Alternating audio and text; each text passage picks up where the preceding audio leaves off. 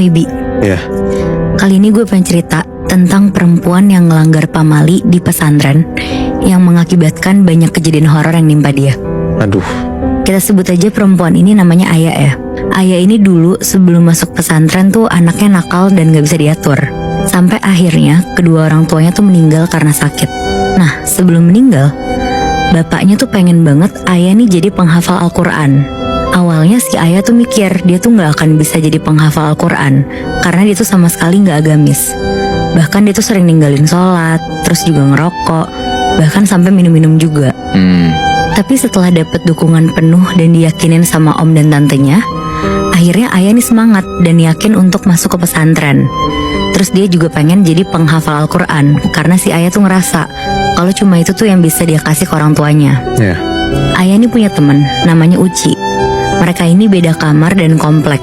Nah, komplek itu kalau di pesantren ini tuh disebutannya untuk daerah perkamar gitu. Oke. Jadi pesantren Uci tuh namanya pesantren Salafiyah. Nah, pesantren Salafiyah ini tuh pesantren yang metode pembelajaran itu tradisional dan khusus ngaji kitab kuning. Di pesantren Uci ini tuh ada 4 lantai, terus gede banget. Bentuk pesantren itu tuh kotak dan saling ngiterin, dan di tengah-tengah tuh ada sumur gede yang biasa digunain santri. Karena sumur ini tuh biasa digunain santri buat nyuci baju atau minum langsung, karena air dari sumur itu tuh bersih dan udah didoain juga. Nah, karena Aya ini penghafal Quran, jadi kamar dan kompleknya tuh beda lantai sama si Uci. Karena semua santri penghafal Al-Quran ada di lantai 4. Alasannya tuh karena santri yang penghafal Al-Quran itu tuh kompleknya paling deket sama rumah kiainya. Jadi biar gampang setoran hafalan gitu loh. Nah, akhirnya si Aya sama Uci tuh jadi deket banget Moibi semenjak kenal di pesantren ini. Tapi ada satu hari, tiba-tiba si Aya nih ngindar dari Uci, sama sekali gak mau ketemu gitu. Di situ si Uci tuh bingung karena ngerasa kayak gak ngelakuin kesalahan apapun, tapi kok dijauhin sama si Aya. Sampai akhirnya Uci tuh negor Aya dan dia tuh minta penjelasan gitu. Ya kalau misalkan emang dia salah, dia tuh mau minta maaf, maksudnya gitu. Iya, jangan didiemin gitu kan. Tapi si Aya ini cuma bilang, "Gak apa-apa, aku cuma lagi kesulitan hafalan, jadi gak mau ketemu siapapun." Di situ si Uci tuh bingung karena si Aya tuh gak pernah aneh kayak gitu. Nah, sementara Uci yang tahu kalau misalkan ada yang gak beres, kayak terus-terusan ngedesak Aya biar jujur gitu loh. Di situ Aya tuh sempat marah terus bilang, "Udah seminggu aku diganggu sesuatu yang mirip kamu, Ci. Setiap malam aku dihantuin orang yang mirip kamu, dan itu kayak ngegangguin hafalan aku." Jadi dia minta tolong untuk gak diganggu dulu. Iya. Ngedengar hal itu tuh si Uci kaget banget, karena sebelumnya Uci sama Aya tuh sama sekali gak pernah dapet gangguan apapun loh di pesantren. Bahkan mereka juga gak pernah ngomong apapun tentang makhluk halus gitu lah. Sampai akhirnya si Uci tuh gak berhubungan lagi sama Aya sekitar 3 mingguan. Karena si Aya bener-bener terus-terusan ngindar. Dan akhirnya suatu hari si Aya tuh udah bener-bener gak kuat dan ceritain nih semuanya ke si Uci. Jadi selama 3 minggu Aya tuh udah dapat 4 gangguan. Gangguan yang pertama itu adalah waktu Aya lagi wudhu di sumur tengah. Terus dia pas lagi mau sholat malam, pas dia ngambil wudhu, Aya tuh ngeliat ada santri yang mau sholat juga. Di situ si Aya tuh ngira itu tuh salah satu ustazah di pesantren itu. Terus abis itu jalan gitu dari komplek ke lantai 3 mau ke masjid. Nah, awalnya si Aya tuh sama sekali gak ngerasa ada yang aneh. Tapi si ustazah itu tuh tiba-tiba bolak-balik 3 kali lebih. Aya yang lagi wudhu tuh bingung, terus dia langsung nyapa, "Kok bolak-balik? Nyari apa ustazah?" Nah, si ustazah itu akhirnya berhenti, terus ngadep ke arah Aya dan bilang, "Iya, nyari kaki hilang." Nyari kaki hilang. Si Aya tuh yang ngedenger itu langsung kaku, takut, dan gak mungkin salah dengar karena pesantren baru lagi sepi, cuma mereka berdua doang. Di situ Aya tuh baru sadar Muibi kalau anggota badan sosok itu cuma ada kepala sampai perut doang, kakinya nggak ada. Cir, Gila. buset. Di situ si Aya buru-buru kabur, nggak jadi sholat malam, terus dia langsung masuk tuh ke kamar. Nah, udah tuh Muibi, ada lagi gangguan yang kedua pas Aya lagi haid. Dan dia tuh mandi malam karena dari pagi sampai sore dia tuh ada tugas, jadi baru sempet mandi habis maghrib. Kamar mandinya tuh cuma pakai sekat doang, jadi nggak ada pintunya. Dan bak airnya tuh kayak manjang gitu, jadi semua santri kalau mandi bisa ngeliat tangan dari samping. Karena bak airnya tuh jadi satu kan. Nah di sini si Ayah tuh lagi nyuci pembalutnya, tapi dia tuh kebiasaan buat nyuci pembalut tuh pakai deterjen. Dan apesnya di malam itu dia tuh lupa kalau deterjennya tuh habis. Dan kebetulan di sampingnya tuh lagi ada yang mandi juga. Jadi dia minta tuh, terus dikasih. Tapi pas dia nyuci pakai deterjen itu, dia tuh ngerasa darahnya malah makin banyak dan gak hilang-hilang. Terus nggak tahu kenapa orang di sebelahnya tuh nyeletuk, "Opo ya?" Terus dijawablah sama Ayah, "Ini nyuci pembalut gak selesai-selesai." Terus dijawab lagi, "Daripada koe ngumbah gak ae sabun, mending kayak no aku ae." Yang artinya tuh daripada kamu cuci pakai sabun, mending kasih saya aja.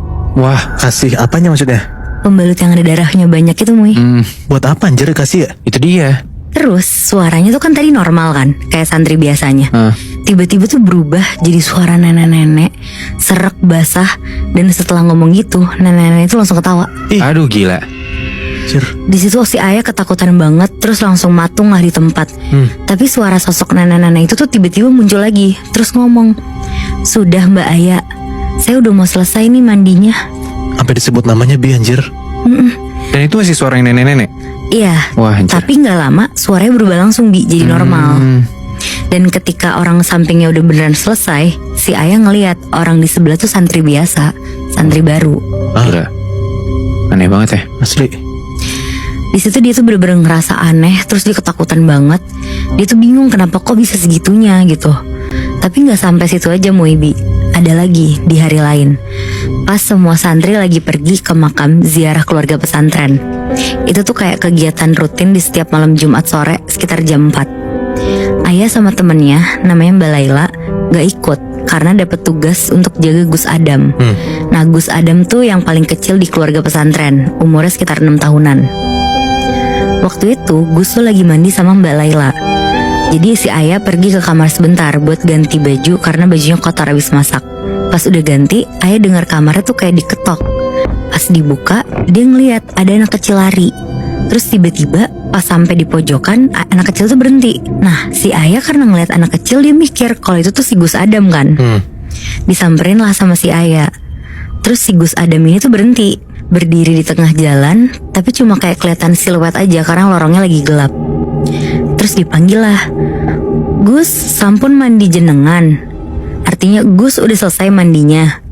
Terus dilanjutin lagi nih, dia nanya, "Mbak Laila di mana?" Anak kecil di depan itu tuh gak nyaut sama sekali Muibi, tapi balik badan, terus langsung lari lah ke Ayah. Dan pas mau sampai, kepala si anak kecil ini tuh jatuh ke bawah. Wah. Sisa badannya doang yang berdiri.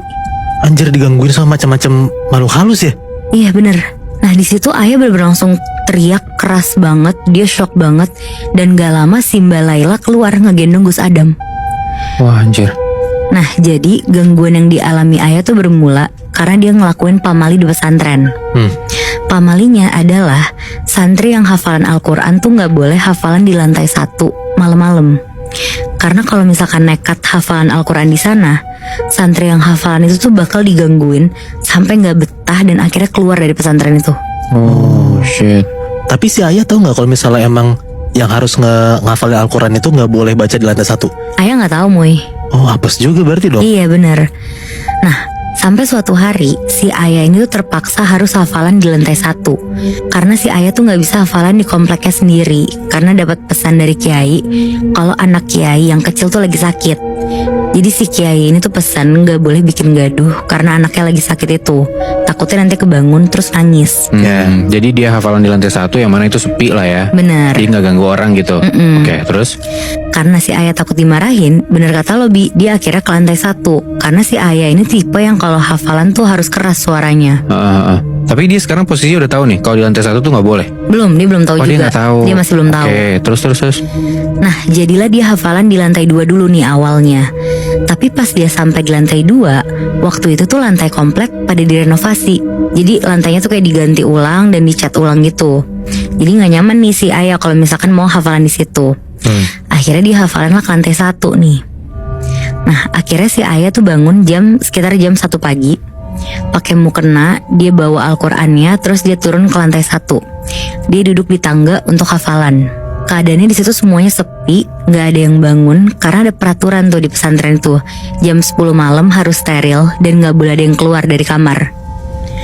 Nah, 15-20 menit kemudian si ayah nih mulai hafalan kayak biasa. Nggak ada apa-apa, semuanya aman. Sampai akhirnya dari ekor mata si ayah nih ngeliat ada orang yang berdiri tapi nggak kelihatan jelas sosok siluet itu kayak gimana. Karena gorden itu tuh kayak bergelombang, tapi kelihatan banget nih kalau sosok ini tuh kelihatan gede banget.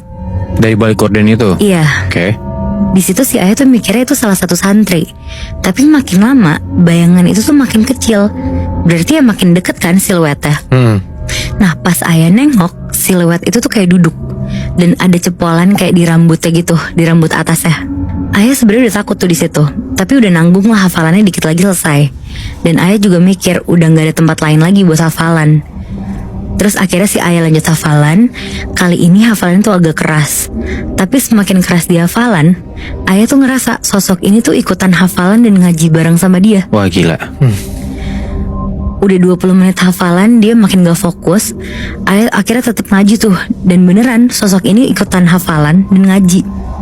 Akhirnya pas ayah berhenti, ayah tuh ngelihat jelas banget kalau sosok siluet ini tuh pocong sebenarnya. Ya gila. Anjir. Sambil ngaji, ayah terusan hafalan ayah sambil si pocong ini tuh ikutan ngaji Muhyiddin. Bangsat. Ih. Dan si sosok pocong ini dari kepala sampai pinggul itu tuh kayak geser-geser ke kanan, ke kiri kayak gini loh. Ya gila. Nah si ayah sebenarnya tuh udah teriak ketakutan, tapi dia gak bisa ngapa-ngapain, apalagi lari kan. Ada kali 10 menitan tuh si ayah bener-bener matung sambil terus ngedenger pocong ini tuh ikutan ngaji. Aduh anjir ngeri banget. Tapi ya udahlah, si ayah coba ngafalin ayat kursinya, dia doa-doa yang dia tahu buat ngusir setan ini kan. Akhirnya pas dia udah bisa gerak, dia langsung cepet-cepet tuh jalan ke arah tangga. Nah pas dia belok mau ke arah tangga menuju lantai 3, ada kamar yang lampunya nyala. Di situ dia udah ngerasa lumayan lega. Tapi tiba-tiba dia tuh ketakutan lagi. Bahkan kakinya sampai lemes karena dia tuh ngelihat jelas banget ada siluet pocong itu. Tapi kali ini tuh gak ngaji, ngeluarin suara kayak orang kecekek gitu. Tapi suaranya tuh ngebas banget. Terus gak lama kemudian ada yang bisik-bisik lah ke ayah, "Wong duso koyo koe ora oleh ngaji." Artinya orang yang berdosa kayak kamu gak boleh ngaji. Wah gila. Dan pas dia nengok Muhyiddin, ada pocong itu di depan mata ayah. Pocongnya tuh mukanya busuk banget, matanya keluar ngegantung di uratnya. Ih. Terus matanya tuh warnanya hijau kemerahan gitu. Dan mukanya tuh udah gak utuh karena kayak udah digerogotin ulet gitu. Oh gila. Ih. Nah setelah kejadian di lorong itu, si ayah tuh baru ceritalah itu semuanya. Dan semenjak itu si ayah tuh ngehadap ke Bu Nyai. Bu Nyai ini tuh kayak orang di pesantrennya. Dan ceritalah semua hal yang dialamin semenjak itu. Di situ Bu Nyai cuma ngelus-ngelus kepala ayah dan senyum sambil bilang, semua makhluk yang gak terlihat itu adanya mutlak, gak bisa dihindari dan diremehkan. Kita harus bisa menerima banyak makhluk jauh sebelum kamu datang. Dan mereka hidup di mana aja di sini. Bisa saja mereka terganggu karena kamu mencuri waktunya dan merasa bahwa tempat mereka bukan tempat untuk menghafal Al-Quran. Di situ Bu Nyai juga bilang, Kiai emang ngebiarin mereka di sana biar santri-santri itu punya iman untuk dipegang. Oh, oke. Nah setelah Bu Nyai bilang gitu, ayah tuh ngerasa tenang dan dia minta solusinya. Terus si Bu Nyai baca doa-doa yang ayah tuh belum pernah denger. Terus kepalanya ayah kayak diusap-usap dan disaranin untuk ayah tuh bangun jam 2 pagi buat ngaji sama sholat malam selama 7 hari 7 malam tuh Muhyiddin. Oke. Sama dia juga disuruh puasa Senin Kamis. Nah setelah ayah ngikutin semua petunjuk dari Bu Nyai, udah gak ada lagi tuh gangguan-gangguan di pesantren. Tapi semenjak malam ayah ketemu pocong itu, si ayah ini jadi sensitif dan peka. Bahkan dia tuh bisa ngelihat hal-hal yang gak kelihatan. Oh. Terus dia juga kalau hafalan nih Muhyiddin jadi cepet banget.